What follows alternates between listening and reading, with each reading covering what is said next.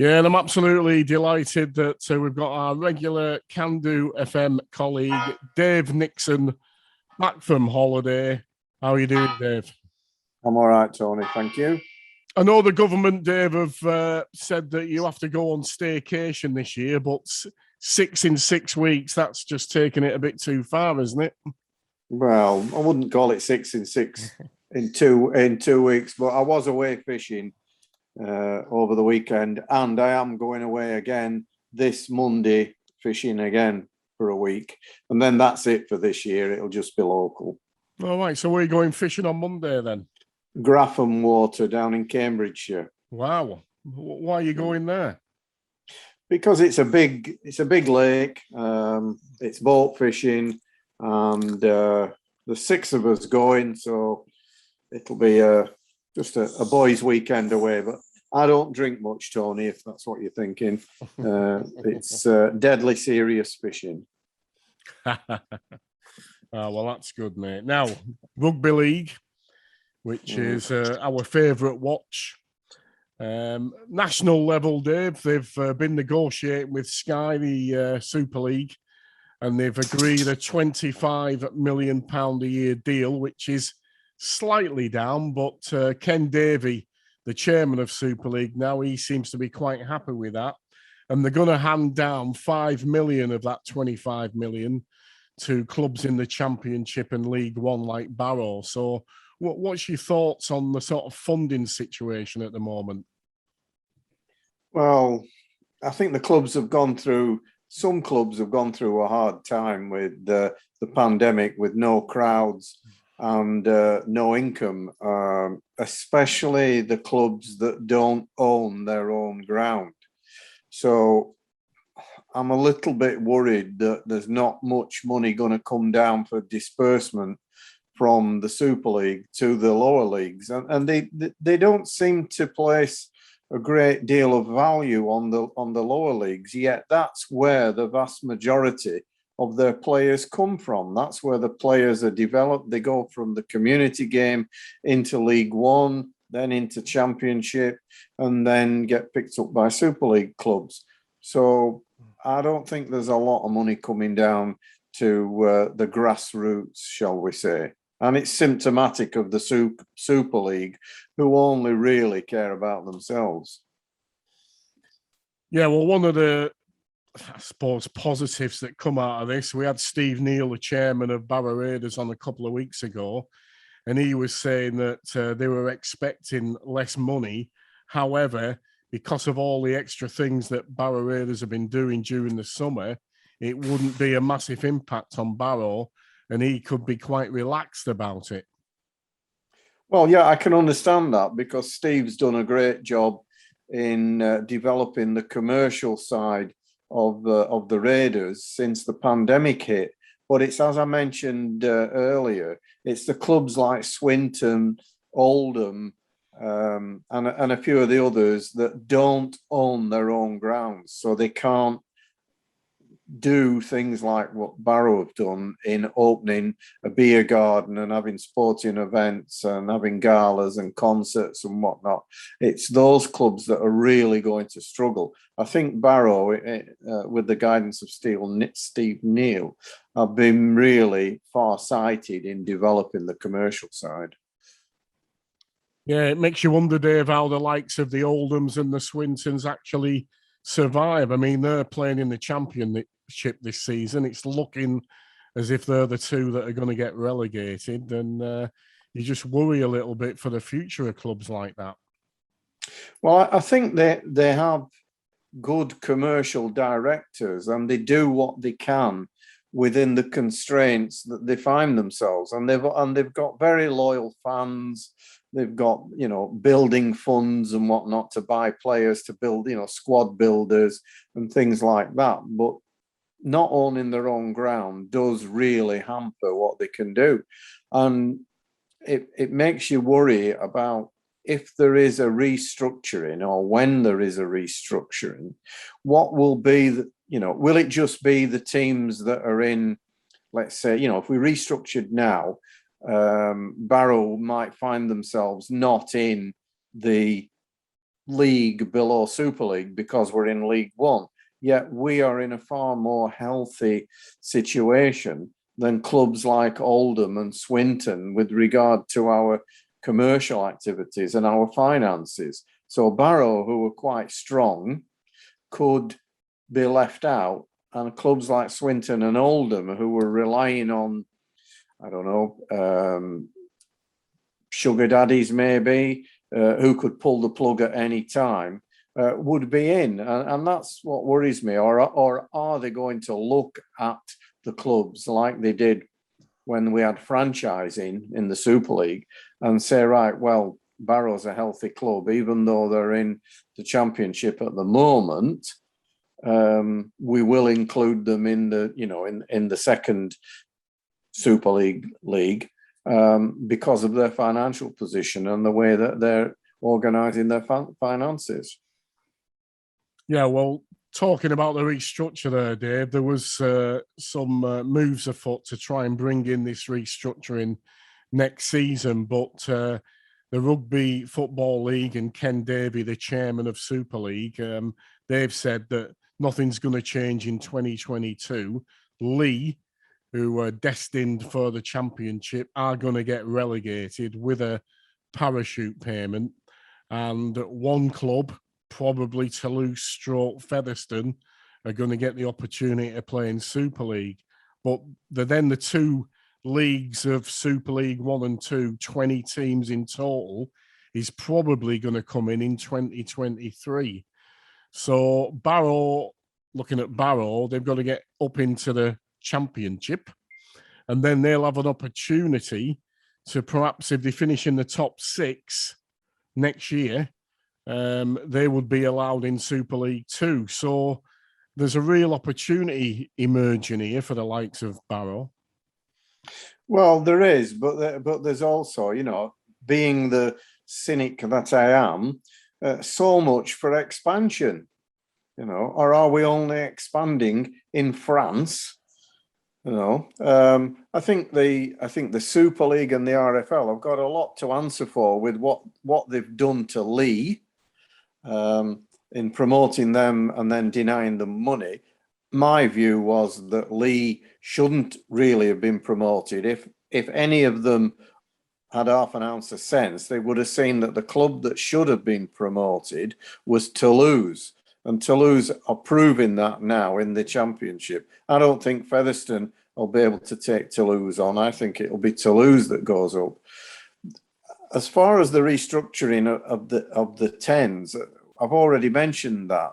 I mean, are they going to say the top 6 go in automatically into the Super League 2, and then we're going to perm another 4 from what's left? But what about the clubs that, like they've been encouraging to join the professional ranks, like Coventry, West Wales, North Wales Crusaders and all of that? What, are they just going to cut them adrift and say, right, well, you lot can become, amateur again and start playing on park grounds or something like that? I mean, it's a debacle in my mind, and they're constantly at it. And I've seen in some of the sporting press some criticism of this constant tinkering with rules, restructuring, expanding, then contracting. And that's what it is now. It's a contraction to 20 clubs.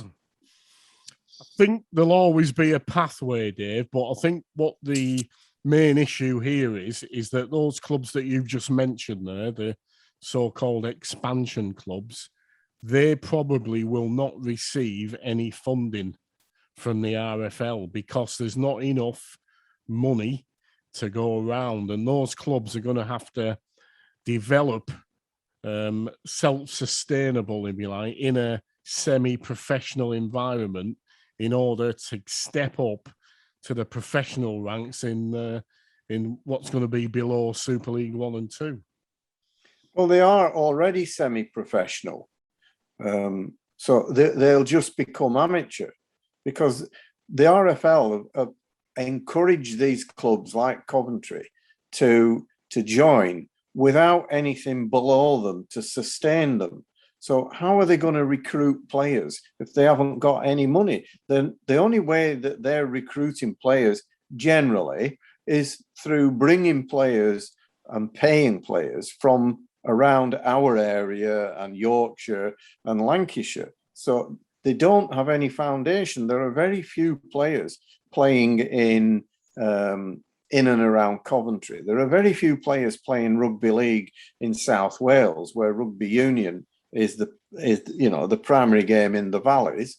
And then, I look at the likes of Newcastle. How many local players are playing in that Newcastle team? And how many players have been brought in from other clubs, from other areas? And it's just, basically what they're doing is contracting, constraining the development of the club. They've gone from expansion to contraction, or they're going from expansion to extraction. There seemed to be plenty of money to fund Toronto, pumping money in there when it suited them, but now away they go. It can annoy me, and I think the Super League thing, allowing the owners of the clubs to run that game with all the self-interest that they've got, it's absolutely has been and is completely crackers. Well, I think Ken Davey, the new chairman, he's making noises that he wants sort of full integration back into the RFL. So that can only be a good thing for the future, I think. Yeah, but I mean, I would, again, being the cynic, that's because it's all gone to a rude word. When they brought Eccleston in, nothing's happened. Now they're just drifting around with nobody in charge, and they're all doing what they want for themselves and for their own clubs. It was absolutely crackers. They need an independent, there needs to be, all the owners need to be taken off the governing and the guidance of the game. And the people that come on to the governing board should be independent. Yeah, well, there's merit in that, Dave, and I'm sure that in the future there's going to be a restructuring, and it's going to be aligned to the financial that's available, the finance, because money talks at the end of the day. And you could argue that a lot of these clubs have had big opportunities to develop, and in a lot of these areas, it hasn't happened for whatever reason. Some people haven't taken to rugby league, and it's remained primarily a northern M62 corridor sport. And, that's the reality of the situation, isn't it? Well, yeah, I agree with to a certain extent, but I don't think the rugby league has actually, done a huge amount to promote the sport more widely. I mean, a lot of the national newspapers no longer report on rugby league. The Daily Mirror and Daily Mail and Daily Express, all of these sort of papers don't report. And I think some of the quality papers as well, what were the broadsheets, have dropped their coverage. And I don't really see that the rugby league have done too much, about countering that. When it happened, they I don't know. I'd like to have a chat with them and ask them, what are they doing to market the game nationally? What have they done to try and get, the Batley and Dewsbury's, the Barrow Raiders and Workington Whitehaven onto the TV? How much effort have they put into that? I don't see an awful lot. I mean, I'd watch it even if it was on at 3:00 in the morning. Well, in these days you can tape it, can't you? But what have they done? What are they doing? All they seem to be bothered about is Super League. Yeah, I know it has been frustrating, Dave, but you could argue that it's like this forthcoming weekend. It's just for the benefit of the listeners. It's Magic Weekend, where you get a full suite of Super League fixtures at Newcastle United's football ground. So they promoted Newcastle into the Championship, and to be fair, I think they've done okay considering. I think they're about 5 or 6 from bottom. The sport's been taken to Newcastle. There's 50, 60,000 expected over 2 days this weekend. So, this magic weekend is one way of marketing the sport, and up to now it's been pretty successful. Well, I would argue with that. They're actually marketing Super League. They're not marketing the sport, and the same people will be watching, watching it on Sky, like I'll be watching it. But where I would like to see the Championship and League One selected games on the BBC or ITV. Now, surely that can be done. If there's a will, there's a way. I mean, what are they showing on ITV or BBC at 2:00, 3:00 in the morning? The BBC does have a Super League show. Yeah. But let's have some, the Woolen Derby, Cumbrian derbies, are absolutely excellent games, for people who want to watch sport. If you're not interested in sport, you're not going to watch it. But in order to watch rugby league now, watch games on the telly, you've got to pay whatever it is, up to 80 quid a month. And a lot of people haven't got that. So it needs to, and we know from cricket and from rugby union that interest in a particular sport drops if it's not on terrestrial TV. And rugby league hasn't been on terrestrial TV since Eddie Waring. Yeah, apart from the odd Challenge Cup games, of course. Challenge Cup and an international. But people like to see their own teams. They like to see teams that their teams are competing with. Well, so all I was going to say, Dave, was that I think it should bring back Floodlit Trophy on a Tuesday night that used to be on BBC too. Yeah, anything to get it on terrestrial TV. Now, also in the world of rugby league, Dave, they've changed the venue for next year's Challenge Cup final. They brought it back to the traditional May time, but unfortunately, Wembley's not available in May for them to hold it there. So they've moved it to the fantastic new Tottenham Hotspur Stadium, and they're hoping to get a 60,000 full crowd there. So I think that's pretty good for rugby league as well, isn't it? Well, I think it's good for the supporters. Yeah, I mean, I've heard that it's going back to Wembley after next year, but I don't think the fans will be that bothered. Although some of them, maybe the traditionalists, would like the idea of going to Wembley. But most of the supporters I know, it's like going down to London, having a few beers, having a walk around, taking the family, maybe doing a few museums, a show, a restaurant, and then off to the game. So I think people will still go. It's a good stadium, as you've said. It's an excellent stadium. So hats off to them on that. They haven't gone to Millwall or somewhere, but it'd be nice to see it back at Wembley, and it's nice to see it in May as well. And the other big news coming out of Super League this week, Dave, was that Adrian Lamb, who's the coach of Wigan, he's announced that this is his last season, and he's going home to seek other opportunities. So, what do you think of Adrian Lamb leaving Wigan? Well, I think if you'd have put a bet on, you wouldn't have got very good odds of him staying. I think he's jumped before he was pushed. The question now is, who takes over? Does Sean Wayne come back? I was reading this morning that there is some talk of him coming back as sort of director of rugby, although some people would probably bet that he could come back as coach. Yep. But there's also Brian McDermott. And the assistant, Adrian Lamb's assistant down there, I think it's a chap called Mose, is quite highly thought of in the club.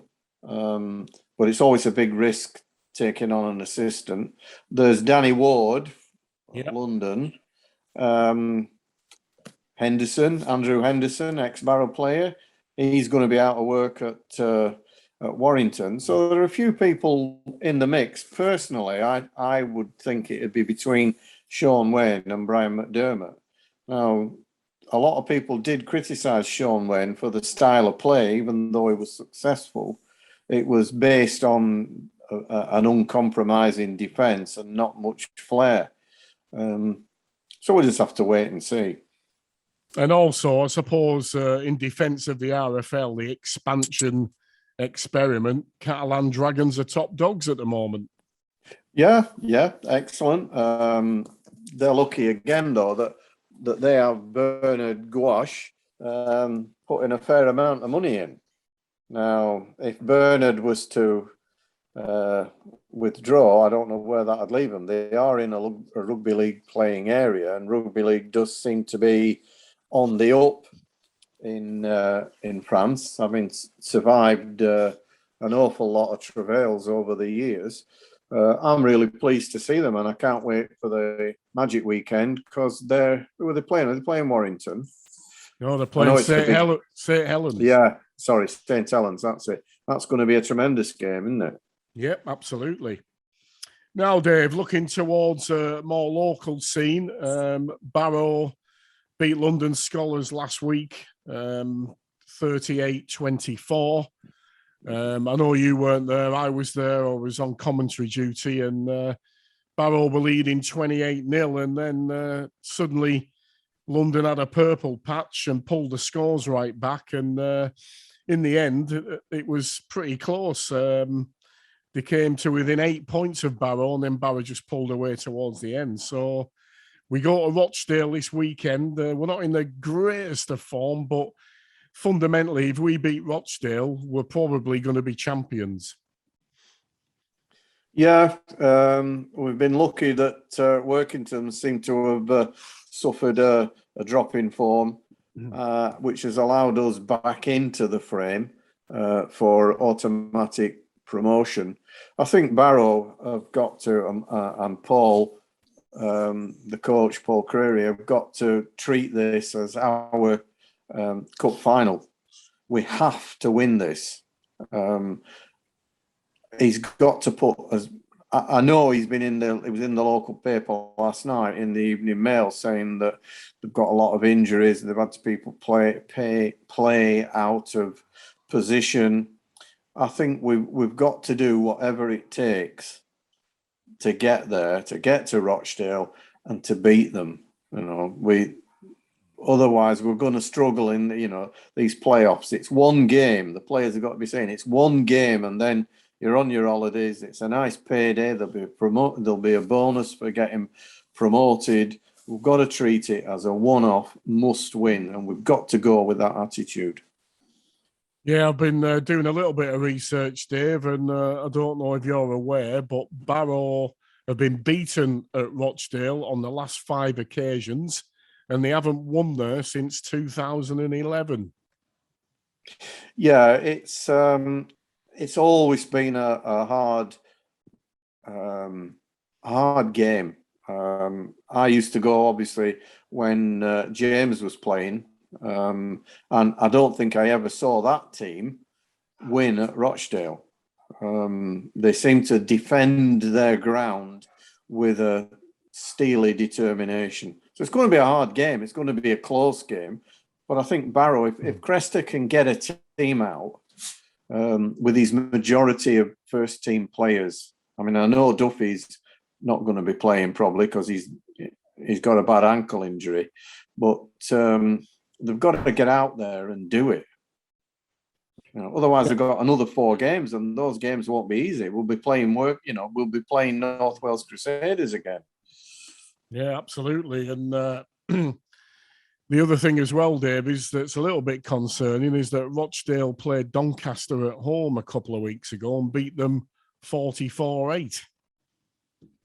Yeah, well, Doncaster are. We beat them quite easily at Craven Park. And then went to Doncaster and didn't do too well.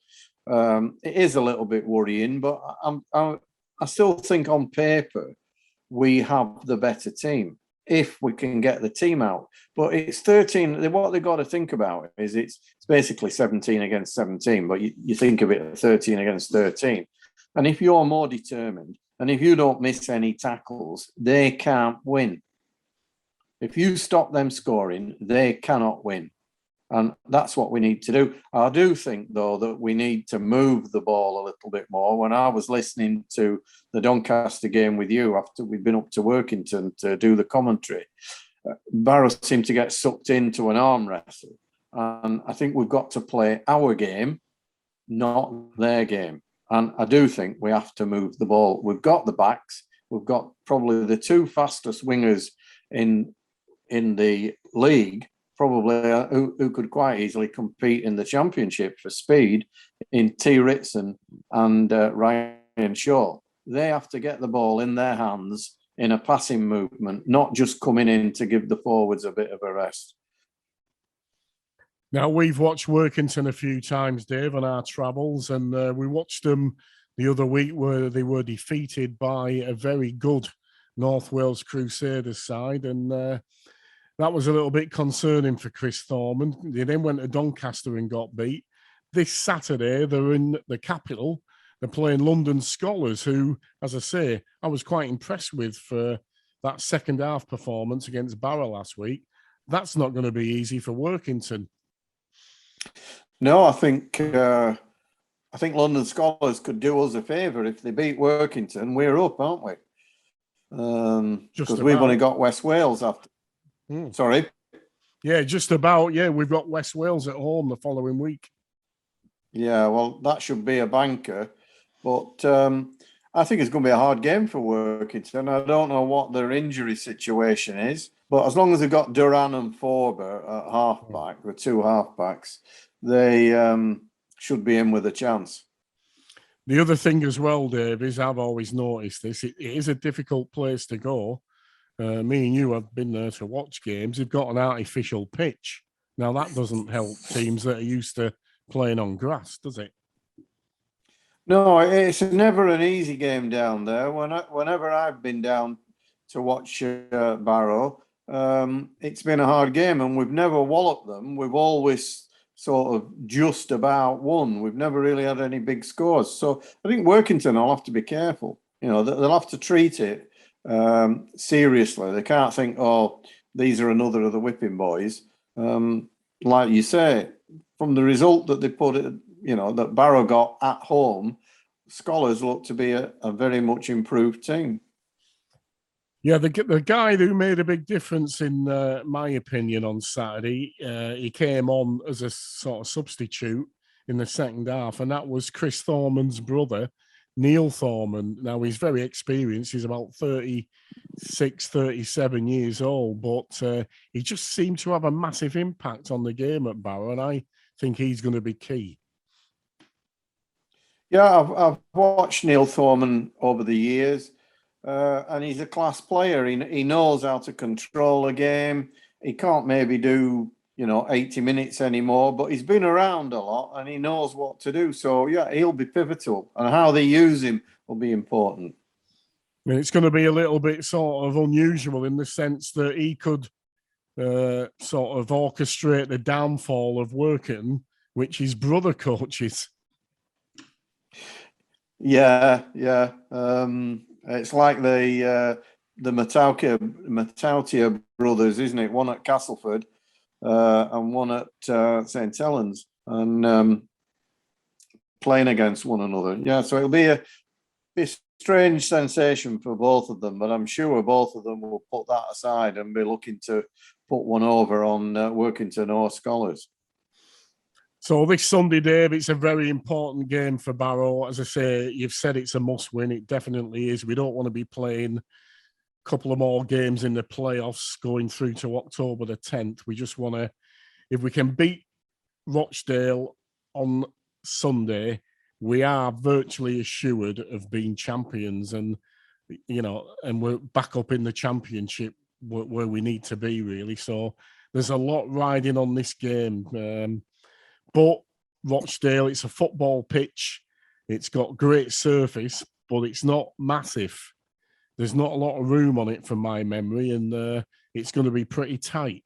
Yeah, I think it's going to be. They're always tight there. They've always got a good set of forwards.